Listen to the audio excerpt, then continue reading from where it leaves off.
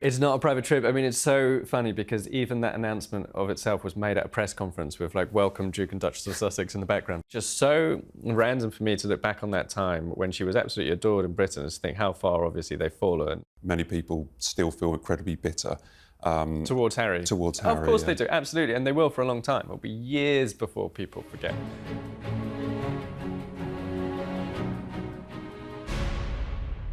Welcome to Royal Exclusive. I'm Matt Wilkinson, Royal Editor at The Sun. This week we saw Harry avoided by the royals, but he did find support from Princess Diana's family. The Sussexes began their faux royal tour to Nigeria, while Prince William hit the beach and the King roared out of his cage. Also this week, we ask, is Meghan actually popular in the US? Discussing this with me and everything in between is Newsweek's Chief Royal Correspondent, Jack Royston. Welcome, Jack. Thank you very much. Good to be here. Another crazily busy week. Yeah. But I suppose the headline from this week is the hope that the King and son may reunite and have a little meeting. Didn't actually happen. What's your reading into this? Was the King right to avoid Harry? Do we see it as a snub, or was it just the reality that their diaries were too busy to see each other? I think it's time to engage with the possibility that actually relations between Charles and Harry might be more fraught than we thought they were. We had thought that the relationship between Harry and William was basically fully done, over, dead and buried in the ground, not coming back, but that there was a glimmer of hope for Charles and Harry. Now, royal diaries are notoriously difficult to marry together. There are numerous diary clashes that have happened over the years. This is by no means the first time, but the fact that Harry was here for 2 days, for me, tips this over the edge into being a situation where they really should have been able to see each other. I understand that Charles may have some unresolved anger towards his son. Also, he might have a lot of stress and anxiety around the idea of seeing Harry. After all, you know, while the Queen was dying, Queen Elizabeth II was dying, Charles called Harry to tell Harry, don't bring Meghan to Balmoral. Harry blew up at him and said, you know, how dare you talk about my wife that way? That must have been a very difficult experience for Charles while his mother was dying. Needless to say, I would have loved to see Charles and Harry meet. I think it would have been great for their relationship, and you've got to remember family is family, and that will always be the case. Charles is a man who is still, he's got cancer, he's still receiving treatment for cancer, all the signs look good, but, you know, it would be hugely regrettable if they didn't get another chance to see each other. I'm sure that's not going to happen. You really would hope, though, I think, that family ties would bring the two of them together. And I would have loved to see it. Honestly, I would have loved to see Charles show up to, I think we'll probably talk more about it a little bit later, but show up for Harry's Invictus service at St. Paul's Cathedral. I would have loved to see Charles there in the audience supporting his son, because it's a fantastic project at the end of the day. Whatever people might think of Harry, the Invictus Games is a fantastic project that supports veterans who really need help. Well, Charles was there at the first event, 10 years ago. We marked. We'll talk about it later about the St Paul's Cathedral ceremony. Charles was there, William was there, Camilla was there at the original one. The interesting thing I think about the lack of meeting is that the Duke of Sussex would have had to announce, or would have to have told the authorities in the UK that we understand 28 days before he arrives in the UK. That's the system. If he wants security, he has to let them know. He wants police protection. Yeah, so they would have known. And then they packed his diary. But also, what do you think about the fact that it was Harry's team that said the King was too busy? This was a very delicately worded statement, and Harry isn't always delicate. Sometimes he's a bit of a bull in a china shop, but this was actually probably perfectly worded. It said just enough so that we all knew that it was Charles who had prevented the meeting, or at least the palace side that had prevented the meeting. And that Harry had wanted to meet his father, but it also did keep the tone warm and positive. So he said, basically, due to his schedule, but also got in there, and other priorities. So, clearly Charles didn't have a very packed public schedule on the Tuesday. He did on the Wednesday, but he didn't on the Tuesday. So that was the opportunity to meet. But Charles did, in Harry's view, clearly have some other priorities. But Harry didn't put the boot in, he didn't put venom in the statements. He just made sure that people knew that he had wanted the meeting, and that it was the palace side who had stopped it from happening. The palace side, or do you think it was the king himself? I mean, because I remember Harry. We both read Spare, and we've both seen all the documentaries he's done. He's not pulled punches about the people that were around the late Queen, or he had nicknames for certain private secretaries, and he was less than complimentary about people in the royal household. Do you think it was the royal household that kept them apart, or is it the king's choice that he didn't want to see his son? I think ultimately, if the king had wanted to see Harry, the king would have seen Harry. I mean, I'm sure that Harry probably had some time dealing with the staff who we know that he hates, and that was probably a difficult and frustrating experience for him that he didn't enjoy. But I think if the king had wanted to meet Harry, the king would have met Harry. Yeah. And honestly, it's sad. Like, I completely understand that there's a lot of anger towards Harry, and I understand why. And not just within the royal family, but also publicly. He's not a hugely popular man in Britain anymore. But I think one thing that the royals, that Charles and William, should take really seriously is the framing for this visit was the military and veterans. Harry was here to celebrate a project that was launched as a royal project. It was launched while he was a working royal family member. As you've said, Charles and William, they all showed out to support it back in 2014. It's a fantastic project.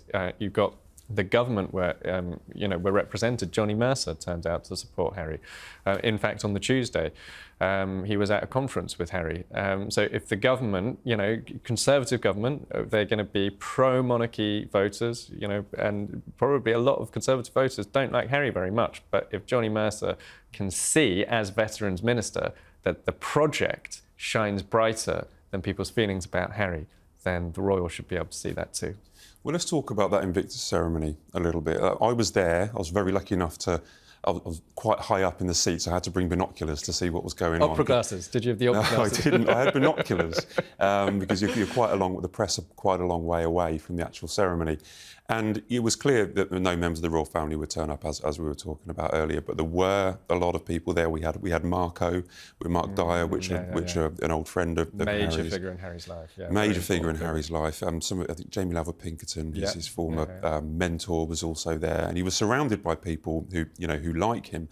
One of the most provocative, possibly, that's my word, provocative, guest would have been Earl Spencer, which is Princess Diana's brother. Yeah. Now, he famously, at Diana's funeral, with a very strongly worded speech, an address that got a round of applause from people outside Westminster Abbey, talked about blood family and blood relatives and looking after William and Harry. He doesn't get on with King Charles, but he was there with Diana's sister and some cousins to support Harry. What do you make of that? Is it in a kind of PR opportunity, but also to show family relations? What do you make of that show of support from Diana's family? Yeah, it reignites the framing that existed in the 1990s, which is basically, so you mentioned Charles Spencer's speech at Diana's funeral. He said, we, Diana's blood family, will raise these two boys up so that they are not caged by duty, but can be free to become the well-rounded people you wanted them to be. It was an incredibly powerful moment, but it was also, all the royals were sat there, including the Queen, listening to him say this, and it was a very explicit attack on them. Obviously there's some bad blood in the history between the two Charleses, but also, the allegation against the monarchy back in those days after Princess Diana died was emotional indifference. There was also this whole thing about whether they were going to come down from Balmoral, whether they were going to see floral tributes. It was all like, the headline in The Sun, I think, was, "Where is our Queen? Where is her flag?" What Harry's done here, what Harry's been able to do is, the Spencers turned out to show him love and warmth and to show him respect for this project at his big moment. It's a big thing to have your project recognised at St Paul's Cathedral with a service of thanksgiving with all these people in attendance, Damian Lewis reading a poem, brilliant actor. And the Spencers were there and Charles wasn't and William wasn't. And it's back to that framing of the royals are emotionally indifferent and the warmth comes from Diana's side of the family.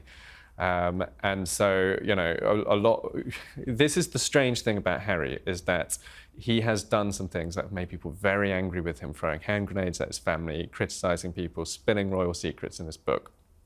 But the better he behaves, the more the criticism shifts off him and it risks passing on to the royals. So when he actually behaves himself and does things the way he's supposed to do them, doesn't criticise people and doesn't throw hand grenades, certain underlying tensions bubble to the surface, like often actually related to his military career and his war record. It was the same thing with whether he was going to wear his military uniform to support Queen Elizabeth II in the run-up to her funeral. And the monarchy started taking some serious criticism over the fact that he wasn't going to be allowed to. And right back in those days, he did it right. He wasn't criticising anybody. He played the game. You know, he turned up with William and Kate to do the job in Windsor.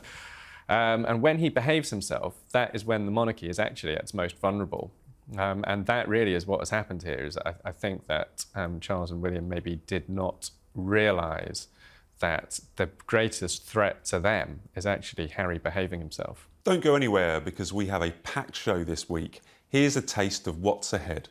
If you were to listen to Harry and Meghan about it, you'd think that everyone hated them, but actually people loved Harry and Meghan. He could come away from that really hurt if there's no mention of his war record. They do still have a major challenge ahead of them, which is that they still have to reinvent themselves commercially. They need new projects that are loved by Americans. They need to give Americans a new reason to fall back in love with them. That has nothing to do with monarchy. So we often look at this through, a journalistic kind of media bubble, through our lens, and work out, who maybe has won the PR war here. Yeah. But look, Charles's diary was busy. I understand why the king is utterly furious with Harry. Of course. All right. I mean, let's get to the bottom. You mentioned about hand grenades and insults and stuff like that. The trashing of the family, has been dreadful. The PR that Harry has failed in the last couple of years, and now you're suggesting that he's behaving himself. You're right, both him and the Duchess of Sussex have kind of detoxified themselves. Yeah. They haven't been criticising anyone, but there is a danger that you're pointing out there that public sentiment could shift. But I think there's so much water under the bridge that I think many people still feel incredibly bitter. Towards Harry. Of course they do, absolutely, and they will for a long time. It'll be years before people forget. Harry and Meghan, disliked by around about 2/3 of Britain, I think. And Harry used to be liked by 80% of Britain, and Meghan as well. She was liked by 55% of Britain right up until the moment they quit. Through that whole year in 2019, when they say that they were pilloried by the British press. The British public actually loved her. At the point that they announced their engagement, which was November 2017, Meghan was liked by 55% of Brits. In November 2019, when they quit, right before they quit, the last polling before they quit in the January of 2020, she was liked by 55% of Brits. So they maintained their popularity through their whole royal career. The point at which it started to go downhill was first when they quit, then when they did Oprah. And obviously Spare also made people very angry with them. But one of the ways that the royal family weathered that storm and came out predominantly on top, winning the PR war of those big kind of bombshell interviews, was that they didn't fight back. And it's very unseemly and uncomfortable for the public to watch a person repeatedly attack his own family in a context where they aren't fighting back. But the one thing that the royal should be slightly cautious of is if Harry now looks like he's the warm one and he's playing ball and he wants peace. The public overwhelmingly predominantly want to see peace reign. They don't want the war to continue. And if it looks like Harry is a partner for peace, but Charles is shunning him and snubbing him, there is a risk that it flips and it looks like Harry is the one who's not fighting back. And that is actually where the risk to them lies. 100%. I get that, but at some stage, somebody will have to. There's a big piece of middle ground here that no one's venturing into, which is an apology. Yeah. And Harry and Meghan have never ever kind of admitted any blame. Yeah. They've never actually said, "Oh, we made a mistake here. We should have done this. We are sorry." I mean, somebody has to step in, but surely it should be Prince Harry or Meghan that steps into that space rather than the King. In both personal terms and PR terms, in fact. I mean, Harry was actually asked by Anderson Cooper in 60 Minutes. He said, what would you have done differently? And Harry kind of stopped, thought about it and said nothing. Yeah, that was the opportunity. That was the opportunity. And also in his book, I mean, it's extraordinary. He hasn't acknowledged a single error in the entire Meghan era. And then before the Meghan era, the only things he's really acknowledged are all where he was on tape or was pictured. So there's the Nazi uniform, he's acknowledged he was wrong. There is using racially abusive language in relation to Ahmed Raza Khan, the Pakistani officer cadet at Sandhurst. He videoed himself doing it.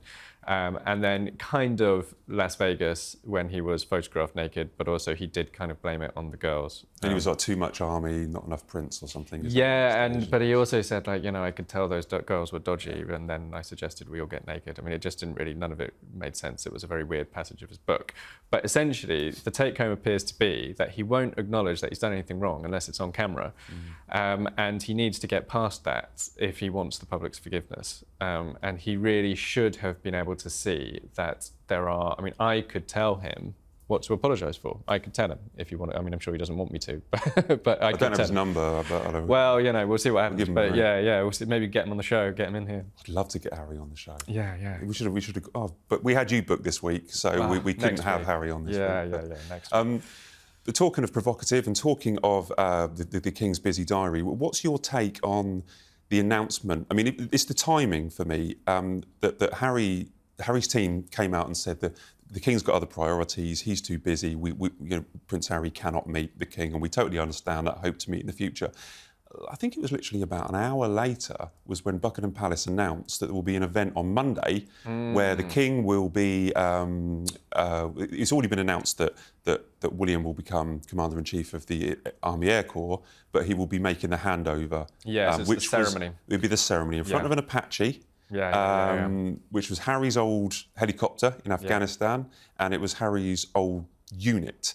I mean, what do you think about the timing, and are you looking forward to that ceremony on Monday? I think it's a big moment, and it's going to be a big test of where royal relations currently stand. It could potentially be very frustrating for Harry. I think he could come away from that really hurt if there's no mention of his war record. And it's another moment when Charles and William, I think, are going to have to see past the personal differences. Why would they have to? Why would they have to mention his war record? So, right, here's the thing. Harry, he risked his life serving on the front line in Afghanistan. He risked his mental health, his physical body, his life in order to fight for his country. Fought the Taliban from the cockpit, as a co-pilot gunner of an Apache attack helicopter. Charles and William are going to go, and they're going to be in the Army Air Corps. They're going to go. Not only is William going to be made Colonel-in-Chief of Harry's old regiment, but also not only are they going to be posing in front of an Apache, Charles is going to inspect a specific Apache helicopter that was in service in a specific battle in 2007, which was the year that Harry did his first tour of Afghanistan. So he was serving his first tour of Afghanistan, even as this helicopter was in service in that country, in that war. So Harry's going to be the elephant in the room unless Charles mentions him. And yes, the personal feelings are incredibly strong, but here is one important thing that I think people need to think about, right? We send British people overseas to fight in wars that they didn't start, over which they have no control. And some of them die, and some of them come back wounded. Many of them read The Sun, right? That sacrifice or potential sacrifice that they make has to matter, even if people get upset with them over other things, right? Like, if it matters, it matters. And you can't just snatch that away from somebody and say, we're going to pretend that you never served, right? It's going to look like they're pretending. William's going to be flown up in an Apache, and he's going to be taught how it works and what it can do and how all the equipment works. Like, Harry learn to fly these things. Like, you can't not mention it. No, but he left. He said he left. But it is a provocative. It was a. Do you think it was a deliberate? It's a deliberate event. They didn't have to hold the event on Monday. They could have held it months ago. They could have held it 6 months' time. They could have held it in August when Charles made the announcement. Do you think this is PR spin, that they've deliberately done it to antagonise? I think the perception for the public is going to be that it was deliberately timed to antagonise Harry. Even if that's not the case, they should probably have tried to move it. But they can. I mean, let's assume, for argument's sake, that it was all just coincidence. I mean, they can diffuse this whole situation by all Charles has to do. It can be a simple off-the-cuff remark. All he has to do is say, "Oh yes, my son was co-pilot gunner of one of these in Afghanistan. He served his country," right? That's all he has to do. Well, let's wait and see on Monday to see what actually happens. Talking of off-the-cuff remarks, I was at what turned out to be a hastily arranged King job this week. So he went to military barracks. It was Royal Engineers. He took over Commander-in-Chief for the Royal Engineers from the late Queen. And when he arrived, you know when you do these rota jobs, which me and you have both done many, sometimes the king or the principals will speak quietly because they don't really want to be heard. Other times they will kind of announce what they want to say because they want reporters to capture it. And when the king came in, he apologised to the CEO, the commanding officer, because it was a hastily arranged last-minute engagement. But now he's allowed out of his cage. He wanted to come and see them. The thing that really interested me was that the admission that this was a last-minute engagement. When we spoke to the commanding officer afterwards, 6 to 8 days ago, around about the time that Harry had announced, or Invictus had announced, that he would be in the UK. He was definitely going to be there. Yeah, they threw together a schedule. I mean, I suppose it's worth also saying that Charles probably didn't know exactly when he was going to be able to time his return to work. So they probably were not assuming that he would definitely be ready to go back and do public visits. But also, yes, I mean, clearly they were throwing together a schedule at short notice, and that does kind of mean that they probably threw together the date for the ceremony on the Army Air Corps job as well. But yeah, no, he's tried to keep busy. Like I do, we've said a lot about how I think personally Charles and William have got aspects of this wrong. I do also want to take a moment to say that it is incredible that a guy who is still receiving treatment for cancer is back at work, working hard. Like they couldn't keep him in the cage, could they? Like he was trying to do as much as possible even before he got the say-so from the doctor. So Charles has, it's incredibly commendable, and it's incredibly commendable in and of itself, but it also serves as great inspiration for other people who are going through similar things to believe that it is possible to just come back out of the blocks and have your life back again. He looked great, by the way. Yeah. Honestly, it's the closest I've been up close to him for quite a while, but he looked absolutely great, looked totally on form. That there are concerns, I think, that he will be wanting to do lots of jobs. Maybe too much. Maybe too much, but he needs to be seen, to be believed. And I think it was important that while Harry was over, that we got to see, royals out doing royal jobs, whereas Harry was here in the UK. Yes, promoting his Invictus, but he was promoting, himself. While he was here, whereas the king was, celebrating the links to the Royal Engineers, and celebrating his, his role as a monarch. But I hope we see more of him. One thing that we will see a lot in coming days, the Nigeria tour. Yes. And we don't call it a royal tour. The details they sent out from the Nigerian Defence Minister was that it was a private trip. This is not a private trip. It's not a private trip. I mean, it's so funny because even that announcement of itself was made at a press conference with welcome Duke and Duchess of Sussex in the background on a big board. So yeah, it's a little bit all over the place in terms of how they presented it. But essentially, no, it's not a private trip. It's very close to an old school royal tour, except for the fact that obviously they haven't in general invited the media as a whole. There are some media there, AP are clearly there. I think, there's some journalists there too, a small number. But the stuff they're doing, it's very much like all the stuff that we've travelled around seeing the royal family do. I think they're going to take part possibly in some wheelchair basketball. They're going to watch some training by soldiers who presumably they, at the very least, might be in the Nigeria Invictus team if they're not already. So we're going to see a lot of that kind of stuff. They've been to a school already. So it's very much that old school royal playbook. They look great. It's fantastic to see it. I don't know why they don't do more of this in America. There's nothing ostensibly to stop them going around doing these kind of events in America, and I think it would probably help them a lot if they did.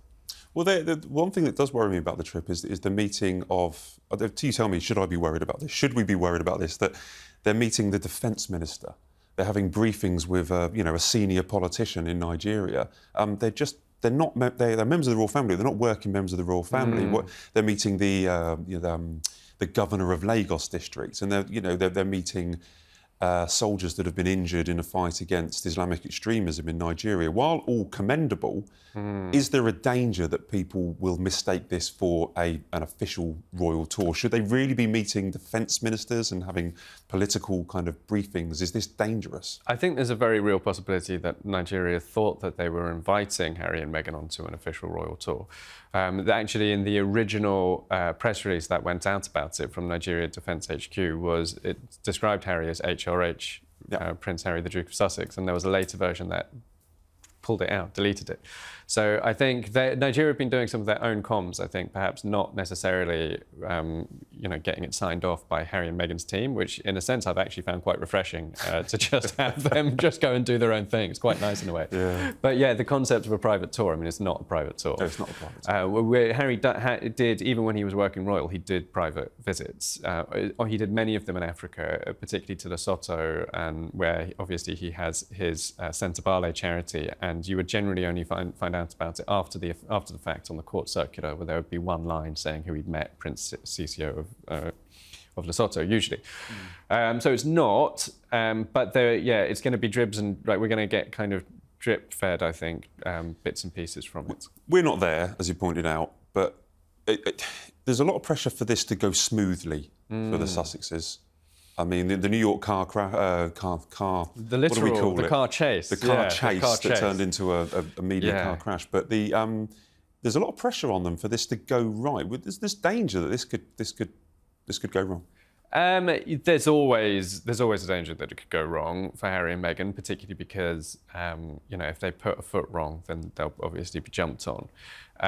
But I think that it's important not to make decisions out of fear. It's important to make the right decision, but they ought to start being positive. I think this is what Harry and Meghan need to do, is to start getting in a positive mindset, put the era of attacking the family behind them, new look Harry and Meghan, where they're just being positive, they're going out there, doing good stuff and not overly worrying about whether things are going to go wrong. Like, there is a risk, there's a security risk. I mean, there's a security risk in going to Nigeria, there's a reputational risk if they mess something up, or if, like some of these soldiers, you've talked about them fighting Islamic extremism, but like how much have Harry and Meghan really gone into the kind of background of what the Nigerian army has been up to.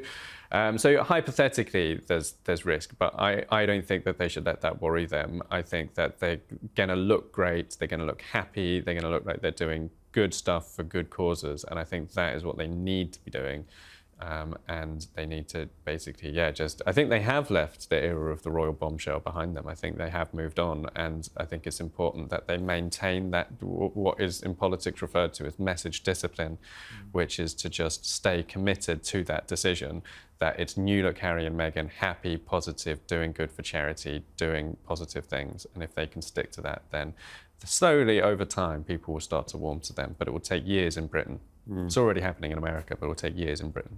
Well, let's talk about that, because I read in Newsweek you did a poll. Yes, I think, and it surprised me a little bit that the Duchess of Sussex was. She's back on the up in America. She's back on the up. Is that right? Because I get comments on this YouTube channel. People leave comments, and a lot of them are from America, and a lot of them are negative about the Duchess. Yeah, so she's still behind William, Kate, and Harry.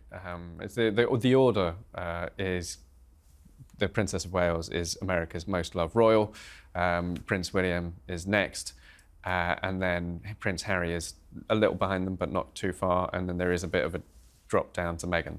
So, so her popularity has increased recently? It has increased, yeah. So why what do you think happened? That is, then? So because they've stopped attacking the family, basically, and it's taken time. But the Democrats warmed to them first, and then Republicans have started slowly to drift back too. But so what happened? I mean, we do regular polling, so we've been able to chart it month by month virtually, and they were very popular in America. And then Spare came out, and they went bang basically, and the plane hit the mountain. And America turned hard against them for actually months. They then had the drama of their Spotify deal disintegrating and being called grifters by a Spotify executive. And it was a very difficult 2023 for them. But then into the kind of latter stages of 2023, they started to recover. Like I said, Democrats came back first, which is understandable because they spent a lot of time trying to hit socially progressive talking points and causes. and then Republicans started to warm to Harry a bit first, but not to Meghan.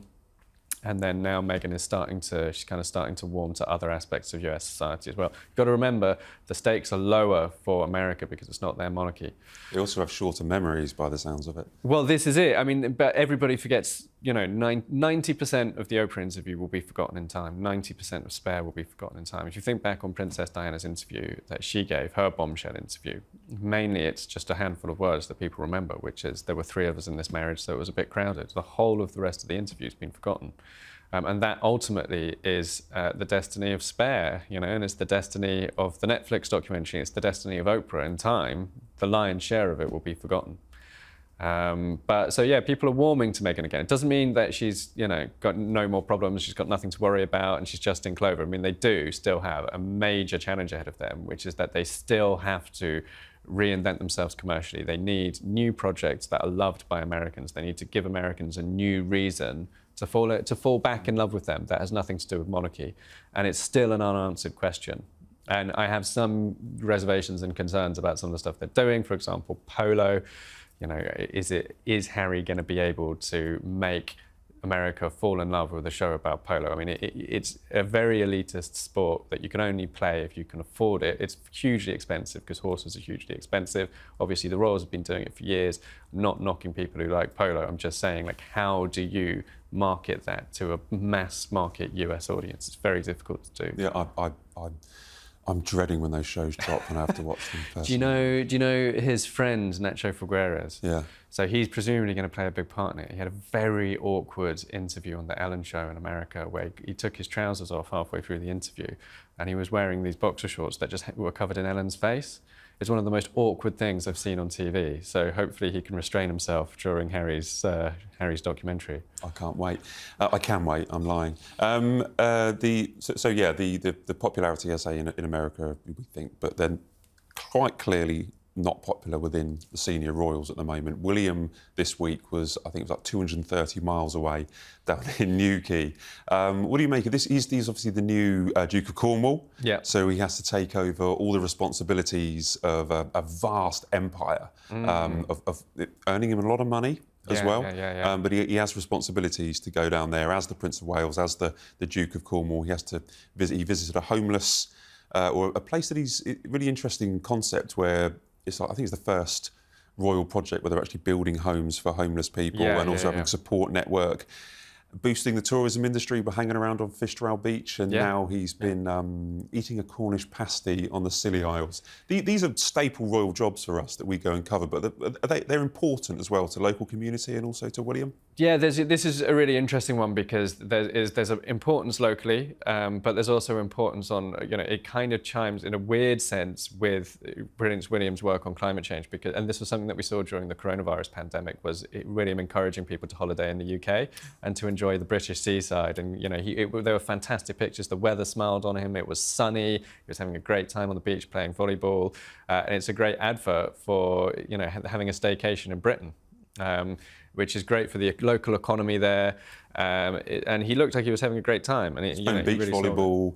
He was wistfully looking out to I describe it as wistfully looking out to the surf, because he used to holiday there with Harry. Yeah, on Cornwall, and he was talking about how he used to like playing around in the water and stuff. They were photographed playing in the surf and so on back in the day when they used to holiday there. And of course, William and Kate love the Norfolk coast as well. The princess goes cold water swimming there. So, they're very familiar with the coast in Britain. And it is, we've been doing much more of it as well recently. We were in Norfolk over Easter. It's a wonderful place to go on holiday. You don't necessarily need to go abroad to have a great time. Yeah. You can have a great time in Britain. The pictures from the engagements down there in Cornwall, they look fantastic. And I say you were on the rota for many years, having to cover these engagements where you travel the length and breadth of the UK to file 10 paths to all the national papers. Sometimes it makes, sometimes it doesn't. There are certain members of the royal family where the stories do make. William will make when the Princess of Wales goes out on jobs. Obviously, they make. But I was just wondering, before we wrap up, are there any kind of happy memories or any kind of interesting stories of certain engagements that you went on, or ones that really stick in your memory? I assume you went on some with the Duchess of Sussex. You would have crossed them? Yeah, for sure. Yeah, so I remember when she first kind of came along. Obviously, we knew that she'd been Harry's girlfriend for a long time, but then she started doing royal jobs for the first time. This was, I think, her first one was technically the very tail end of 2017, and the whole of the beginning of 2018. She had her like big introduction to the UK. We were calling it Meg Mania at the time because everyone was going crazy, and it's just so random for me to look back on that time when she was absolutely adored in Britain and to think how far obviously they've fallen in the terms of the way that they're viewed in this country, but also in terms of the way that they view the way that Britain saw them. Like if you were to listen to Harry and Meghan about it, you'd think that everyone hated them, but actually people loved Harry and Meghan. They lined the street on those early royal jobs in Cardiff and Brixton in London and Edinburgh and Scotland. You were there? Yeah, I was there for all of those and speaking to people, speaking to the fans and, you know, pressing themselves up to the crowd control barriers for walkabouts. And, you know, we got little lines from, they do give a lot on these jobs. And, you know, William playing volleyball, for example, that is going to make that, that's going to make that job because of the picture of him playing volleyball. He wasn't meant to do that either. That's one of those ones where he just picked up a volleyball and said, hey, I'm going to have a bit of fun. I'm going to have a game, and that makes the story. And the willingness of royal family members to just throw themselves into it and do things like that does make or break a story for the papers. And actually, for all Harry's hatred of the media, he did play ball a lot of the time. And I remember there was one in Cardiff where, you know, Harry said he was with kids. Harry's great with kids. For whatever people might think of him, he is brilliant with children. And he said, right, everybody give Meghan a group hug. And the children all like poured over and hugged her.